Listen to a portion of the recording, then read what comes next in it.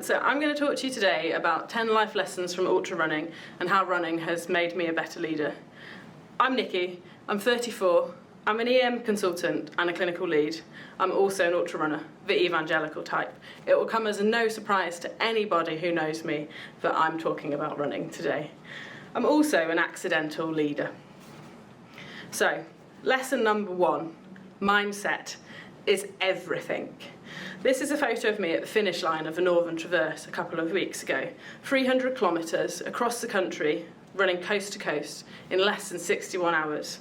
Only 3 days before the start of this race, I was debating not starting. I've been having a bit of a tough time. But I was able to use positive self-talk and have a really good experience. So good that I finished 11 hours quicker than I expected and in second place. I set out to succeed, and I did that. Positivity is really important. How we act affects everybody around us. We have a choice.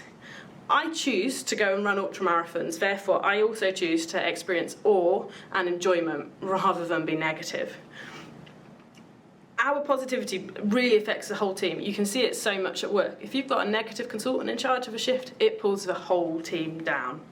You'll notice in every photo today, I've got a smile on my face. Science shows that smiling releases endorphins, so even when I'm having a tough time, I smile. Lesson number 2, it's okay to have a tough time. In this photo, it's sunrise on the Yorkshire moors. I've been running for 48 hours and I've got really sore feet. In October 2020, I was having a really tough time. I was a new consultant in the middle of a pandemic and I'd been really struggling with my mental health. I had low mood. I was running around the Clym Peninsula in the middle of the night, like you do, training for a race, and realised just how low I was. I was feeling suicidal. I asked for help. It's so important to ask for help, and I got the support that I needed from my team, from the staff wellbeing support services, from my friends and my partner. What this photo shows for me is that dawn will always come. Nighttime is often the worst in an ultramarathon when you're tired and you're starting to slow down, you're cold. But dawn does come and things get better. It sounds very cliched, but in order to really experience the highs, you've got to have those low times too. It's okay to have tough times, but things do get better. Lesson number 3, the importance of sleep. This photo is me having a short sleep at Greg's hut on the spine race. I had just had the most harrowing experience and been the most scared I'd ever been racing. I'd crossed Crossfell in a storm in the middle of the night by myself. I'd made some bad choices. I was especially sleep deprived and I was struggling. I got to Greg's hut in floods of tears, relieved to be alive, to have not laid down on the flagstones like I wanted to in the storm. Sleep is really, really important. It helps make us safe to carry on. I've since learnt about the importance of micro naps when napping. On my last race I had 15 minutes in the sunshine in a grassy field and 10 minutes on a bench in the middle of the night in the frost. Micro naps allow me to keep performing and keep moving forwards. Science shows how important sleep is. It suggests we need 7 to 9 hours a night of sleep in order to recover, have good health and to perform. Lesson number 4. Find your tribe. This is a picture of me at the end of the Cape Wrath Ultra, a 400-kilometre race up the northwest coast of Scotland. This is me with my Cape Wrath boys. These guys I didn't know before the start of the race, but by day 4 we'd teamed up and ran the rest of the race together, singing Disney songs, chatting and pulling each other along, carrying each other through difficult times. Surrounding yourself with awesome people helps make our lives better, helps make coming to work better. Building a team of people that make your job easy is really, really important. And knowing where your support comes from at work. For me, that's popping to the admin office, cuddling the office teddy bear, having some sweets and a chance to offload. Lesson number 5, the importance of self-care. This photo, these are not my feet, I'll let you know. Believe it or not, despite hating feet, I've actually become a bit of a foot care expert and do give talks on foot care and provide foot care when I work as a medic on races. But I still make mistakes. In the spine race in 2022, I didn't finish the race, I was unsuccessful. A combination of not enough sleep and not looking after my feet. I'm always learning. Hopefully, I don't keep making the same mistakes.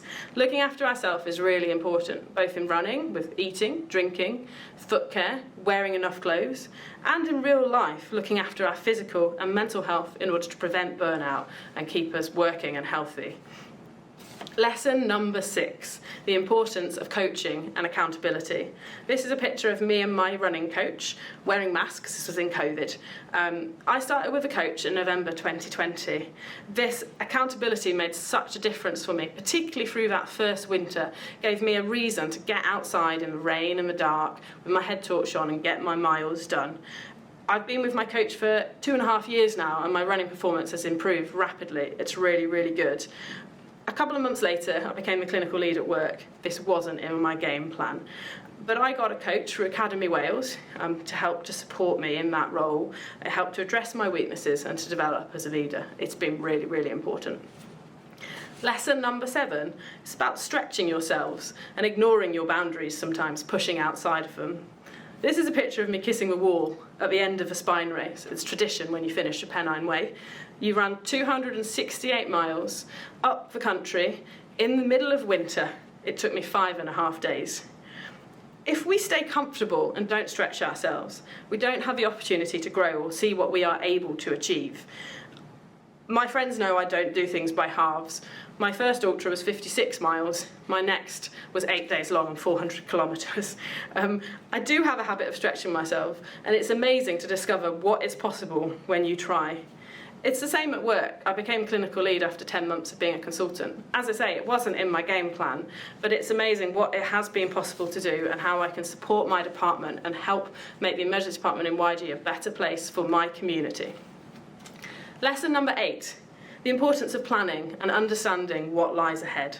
This is a picture of me running across Crib Goch on day 1 of 6 days of running from Conway to Cardiff on the Dragon's Back. It's a race across the spine of the mountains of Wales.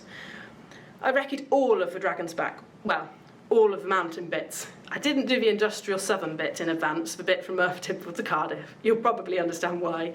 But recceing allowed me to give my best performance. It allowed me to know what lies ahead, where the tough bits were. I knew all of the shortcuts and all of the best lines.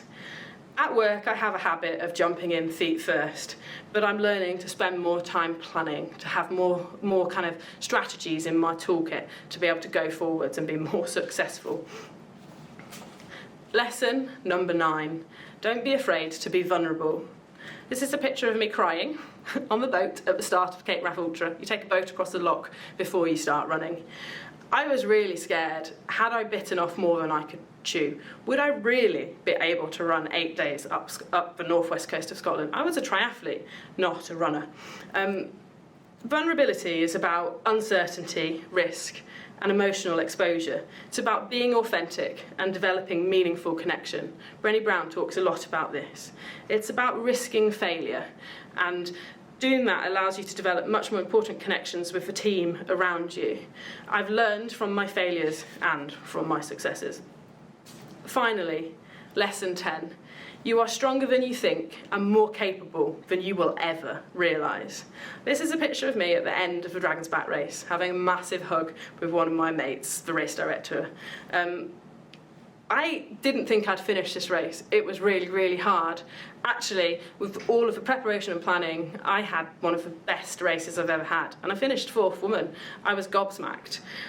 I want you to go away from here and challenge yourselves, stretch yourselves, step outside of your comfort zone. You don't need to go and run an ultra. That's fine. We're not all crazy. I understand that. Maybe go and run a 5k park run. Spend time outside. Push yourself outside of your comfort zone at work and see what really is possible. Thank you.